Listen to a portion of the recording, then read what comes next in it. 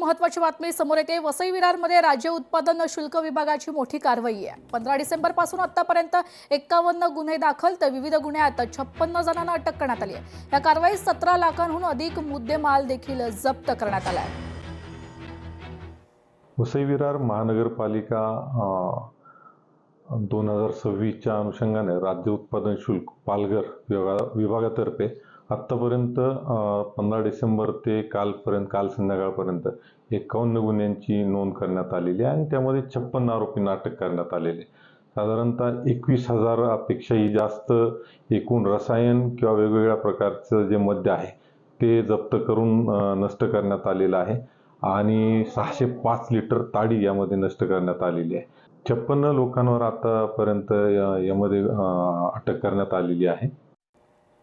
या पुढील महत्त्वाच्या बातमीकडे खोपोलीतील मंगेश काळोखे हत्या प्रकरणात एक अपडेट समोर येते। सुधाकर घारे भरत भगतचा अटकपूर्व जामीन आता फेटाळण्यात आलाय। पनवेल अतिरिक्त जिल्हा सत्र न्यायालयाने हा जामीन आता फेटाळलाय। घारे आणि भगत दोघेही अजित पवारांच्या राष्ट्रवादीचे पदाधिकारी असल्याचं समोर येत आहे।